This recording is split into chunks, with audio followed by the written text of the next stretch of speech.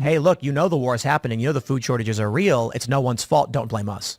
And they're going to look for a new grow zone to set up immediately because out of necessity, if we're going to lose 20 to 30% of global crop yields, they're going to instantly look for a play to go back in. And if they could set up North Africa and the Sahel to do that, that gives a second excuse for that layer of we have to go there now. Civilization Cycle interviews experts and individuals who understand the intensifying cycle of economic, societal, and government upheaval, so you can stay ahead of the changes in our world and keep your family safe. Fortunately for us, we can recognize that we're at the precipice, a point in history where we can all see the cycle changing. Where we go from here is up to us. So let's start the conversation, and welcome to the show. Your perception of reality is going to change. Say your perception of reality is going to change. What do you mean? I mean, just the way that humanity views the meat suit that decodes this construct in front of you will change in a different magnetic field. You talked about cymatics.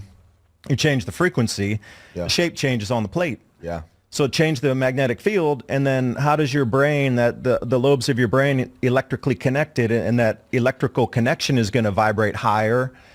How's that going to change how the information flows between and what you optically see or hear? They did experiments where they put this helmet on people and blasted them with massive electromagnetic waves, and they said they felt the presence of God. Yes. What if there is, I don't know, an X-40 that fries all the electronics and then just shocks people's brains into feeling the presence of God? We're just lifted. What would that civilization turn into? What would we turn into? I am glad you brought this up. That's wild. He's on it. I'm glad you brought this up because we're entering in the age of, I don't know if you know what the hydrogel platform is. It's basically nanotech, right?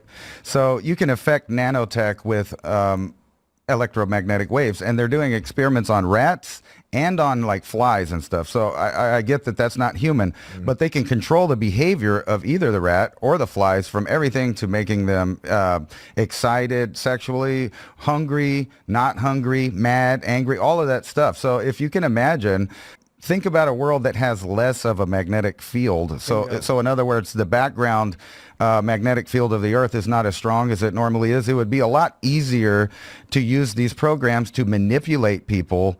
Now, the hunger and starvation part's not so much there, although in some parts of the world it is. But in terms of people losing their minds, but it just seems like people have lost it. Well, and like what he just brought up, you could literally make someone feel like they're having a divine experience. Yeah. And then think about this. If you're looking up at the sky, and this is probably what a lot of ancient people, this is probably why a lot of the petroglyphs are the way they are. They were looking up at the sky, seeing all this stuff, and this is a small flare. Imagine, like I said, an X-40 or plus, what kind of auroras you would be seeing. Maybe the dancing squatter man on the poles or something like that. So you would just imagine massive amounts of solar radiation coming in when there is no magnetic field, when it's collapsing. And right now it is. And we know that the last time that happened, like I said, about 42,000 years ago, Neanderthal disappeared. When I was younger, there was this this cafe in Chicago that they said was haunted. And someone said they were pushed down the stairs. There's a bunch of crazy stories about it. And it's in like this forest preserve kind of area. And so I started reading more and more about ghosts, because who doesn't love reading about ghosts? And I was reading these studies that some researchers, because I'm not interested in some ghost hunter going in with a fake device and deciding that it means there's ghosts. No. I want to know what actual researchers who are exploring this through empirical means. And they said that they think it may be the result of magnetism or low frequency vibrations, which cause disturbing feelings in people. You can't just feel the vibration. It's too low frequency, or the magnetic waves, but it has an impact on how your brain is functioning, how your body is functioning. And then you start to feel a presence in the room with you and other things like this. Yeah. I'm just wondering, we talk about the X-40, the massive solar flare, the various ways that society will go insane if they all of a sudden experience a variety. Some people are going to think they're seeing demons. Some people will see angels. Some will see machine elves. Who knows? That article that just came out, or of people seeing these weird demon faces. Yeah. They're actually considering it a medical condition now. Like, What? People seeing demons? Yeah, Oh, but please look that's this up. That's just Please. propaganda to help keep the demons safe. honestly, that's where my brain's going now. It's like, all right, so we're going to start seeing these things. That's exactly where my mind went. I'm waiting for the... There's your perception reality change. Yeah, What yeah, if we yeah. start to see through the darkness? We actually see the aura of, or Well, Tim and the being itself. Wait, recently about the glasses and the certain filters people have to see. Oh, the Dionysian blue glass. Right, the blue What is glass. that? Remember that thing? I think I've been looking for a pair of those. If anybody has a pair of Dionysian blue glasses, I'd pilots. want them. What is that? Second that. What is Can it? you explain Yeah. what those do and what happened when people look through them? It's multi-layers of this glass that allows you to see in a different light spectrum, not frequency, but a spectrum. But I guess they're the And same. some people were But saying you, the they saw vibration. You demons. just buy these. Is that like the... Used to be able to. They've making that glass very difficult to find now. Is that like the thing about the original night vision That's that made the also what I was soldiers getting go at. nuts? Soldiers were Yes. using that originally, and they all saw just creatures Straight up walking. monsters. Yeah, straight What? up. Yeah. Yeah. Yo, look at this story from NBC News. Rare disorder causes man to see people's faces as demonic. The condition causes faces to appear distorted. My first thought was I woke up in a demon world. Yo, like, what if you did? Yeah, no, you did. You mean to tell me that he literally saw people with bat-like pointed ears and stretched out faces and eyes? This was right around the solar eclipse. It's very odd. Maybe he's very sensitive to electromagnetic field changes, and he's seeing it before us. Right, like, 'cause I don't know if the sun can actually. A lot of do people that. think that, if we do have one of these big flares that will be put back in the Stone Age, do you know how long it took Elon Musk to put up SpaceX? Mm-hmm. Those are disposable satellites, low Earth orbit. They don't care if those go down. Right. They could just put up Dicinium. another 100 of them in one Dicinium? launch. Right. It's just right. a matter of spell it? time before there's a DIC. massive blackout. Why? Well, that's what I'm saying. Is it wouldn't be ANIN. like the end of things. It would be Real a reset, aura. definitely.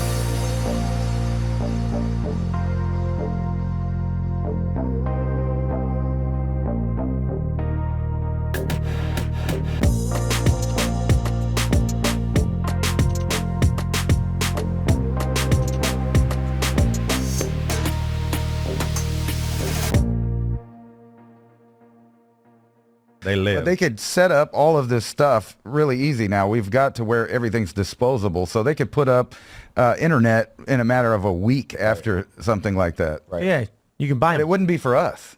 Right. It's for, They're the we're not original gonna get chemical formula. that.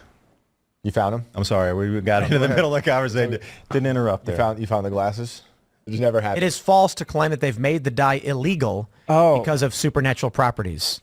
I'm saying, was I it thought the you were saying the original opposite. glass Cyanide production dye. compared to today's modern glass production? You know, you're looking at two different types of production models, levels, and years. So I'm sure what's being done now might not be the same original formula for the glass that it was when when the military was using it, and it freaked out the soldiers so bad, they're like, we can't put these on anymore. I remember hearing something about that exact thing there. They made it illegal because people can see the astral plane when placed between two glasses. Interesting. So I mean, it sounds like an easy mushrooms thing to without test, right? having to eat anything, I guess. Yeah, we'll have to get That's what I'm saying. I'm looking for a there pair. If anybody has them, please, I'll buy them or you can send them. I want to test Well, can them. you not get? They say it's not illegal. Can you make them? Can we make a pair of these glasses and give Any them to chemists Alex out there Stein that we could get Antarctica? help? Right, just We'll get break some through the glass ice wall. and make them. And then Right, the right. But electrons. I read about this like See the water. 14 some odd years ago, and it was like a science magazine, like Popular Science, being like, hey, look what we're doing. Right. So the idea that anybody's going to act like it's not real is just an absurdity. The question is the scale of the ability. You know, can we use a high-powered laser to make it to cloud seed in a small area? Yeah. Can we move a hurricane?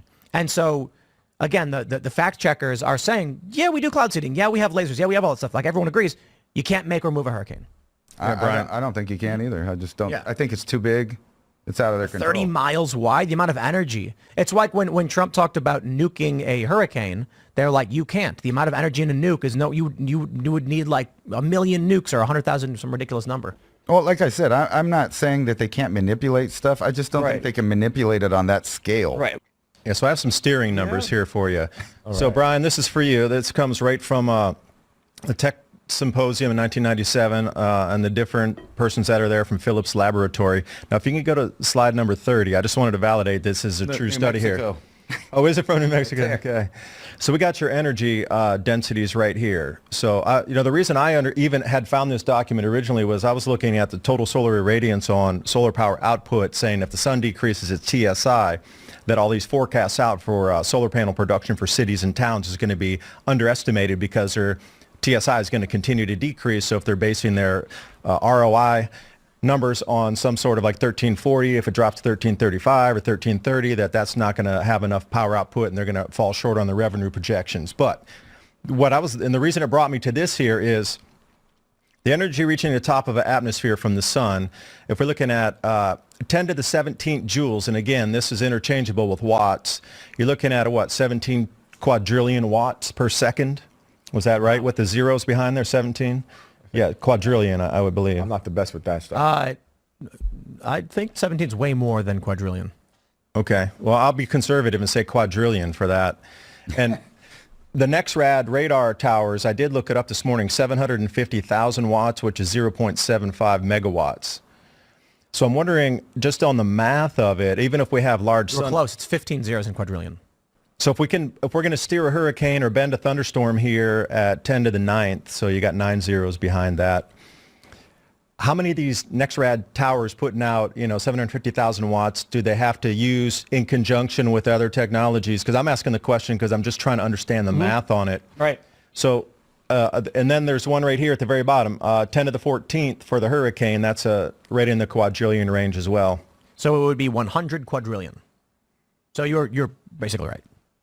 But I'm just wondering the energy input on these NexRad towers to actually bend a hurricane. So if NexRad's coming in at not a megawatt, but just under 1 million watts, and you're trying to push something that's into the, quadrillion watt range, like how does that work? Does it set up a blocking pattern? I'm just trying to figure out the math myself. There's a few different theories on it. Now, when hurricanes, the rapid intensification term, when these things are rapidly intensifying right on landfall, basically, at that point, the storms are seeded with a particle that can then be manipulated by the NexRad towers. Now, it's a push and pull type thing. So you're not really controlling the hurricane itself. You're controlling the atmosphere around it to steer it, if that makes sense. So you're not taking all this energy that you need to move an actual hurricane, this physical thing. You're controlling the different atmospheric pressures around it. You're creating a pressure in one direction that will alter it. If it's moving in one direction and you have something in its way, it's going to go around it. So you can create a pressure, which is a lot easier to do than actually control a hurricane. And the term's called the Fujiwara effect, when two low pressure systems wrap around each other and they do this weird dance. And it happened over land. That doesn't usually happen. That's what swung Helen into Asheville in those areas and just sat there. Sorry about that. Just sat there. So there's a pressure there already for that thing to mimic around. All you have to do is create these little pressures, and the hurricane's going to work around those pressures. They don't always get it right, I don't think. I don't think they can just be like, all right, it's going to go here, here, or here. But again, I keep going back to this point where they started messing with these things 80 years ago. They didn't stop. There's no way they stopped doing it. So they probably found an easier way. You can control the atmosphere around these storms.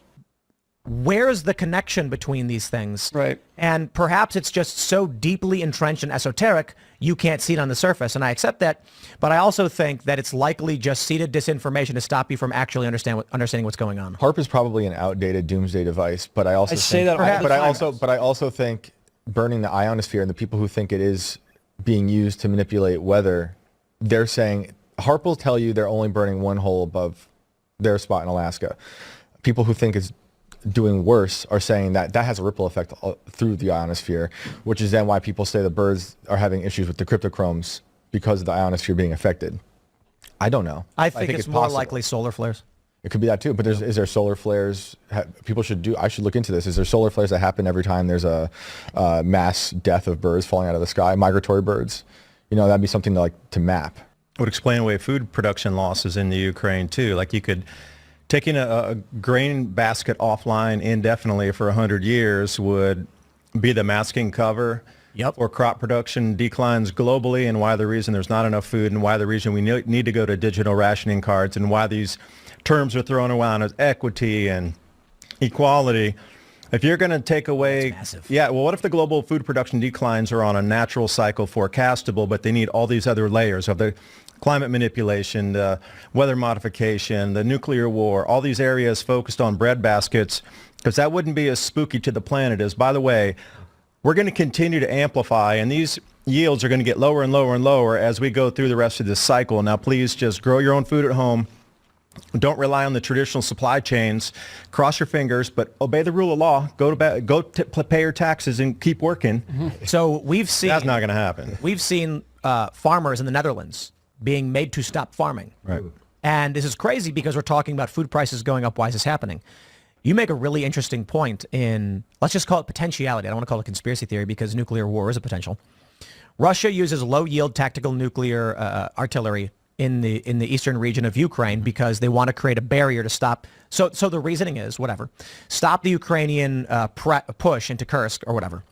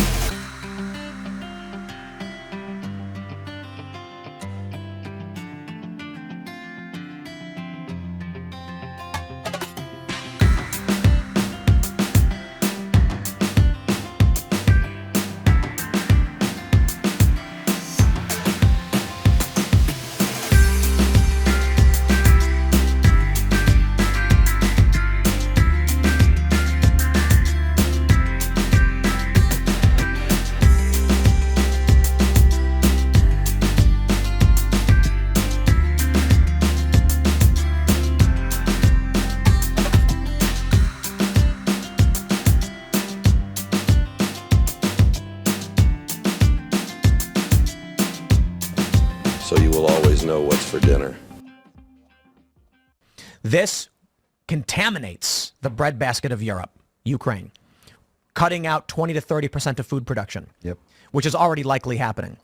Europe is now in a food shortage. The U.S. must provide relief. Food costs go through the roof. Food stores and food stockpiles in stores are down. The U.S. says it's because of Russia's aggression and the attacks and the use of nuclear weapons. The U.S. then implements food cards or an app you have to use to track your purchases. and not in the name of climate change, but in the name of, hey, look, you know the war is happening. You know the food shortages are real. It's no one's fault. Don't blame us. And they're going to look for a new grow zone to set up immediately because out of necessity, if we're going to lose 20 to 30% of global crop yields, they're going to instantly look for a play to go back in. And if they could set up North Africa and the Sahel to do that, that gives a second excuse for that layer of we have to go there now. You know, I'd say We got to save people, Tim. And that's how you 5 usher years in Agenda ago, 2030. my point is just the possibility of governments exploiting conflict and crisis to implement massive global change to their Yes. benefit is 100% it happens. How many times have we heard politicians are going to take advantage of a bad situation? Right. Never let them Yes. Love go this to waste. stuff. And we have talked about that exactly. You just kind of did a show that we did like maybe a year ago with the Ukraine thing. We talked about that. That's 30% of Europe's grain and stuff gone. And not only that, they don't even have to pop a nuke. All they have to do is have a problem with one of those power stations like Chernobyl that happens to be right there in that region as well. What's Zaporizhia? If you can shut down the local farmers in an area like in the UK or in Europe and the United States and kind of outlaw growing your own food, as it were. So like if you live in a lot of cities, like say Oklahoma City, for example, you can't grow tomatoes, you can't grow herbs and stuff. You have to do it in special ways on your own property out of the city limits. And then sometimes it's legal and then the city will come in and like mow people's stuff before they even went to court to fight that, well, it's legal. So, we already mowed it. So, here's a bill for the thing. But like where I'm at, you can't have chickens, you can't have bees. Because they're saying you're living in this, the city limits. But where we're at, the city limits is the only place you can get potable water to do those things. So in a sense, they're outlawing it. And if you think about that, That's why if they you could legalize it. outlaw all of the food growing and make it difficult in the Western world and then put a grow zone over in, I don't know, Africa or Central America, then you have a monopoly on the food and what kind of food it is. Do you guys want to do any final thoughts and then shout out your social media? Yeah, it's time for you to take autonomy of your own food growing and medical care and knowing the basics that we did when we were in the Wild West, for example. From my opinion, we're going to get wound back to the 1860s approximately, so start to live in that more pioneering lifestyle as your mentality and mind frame.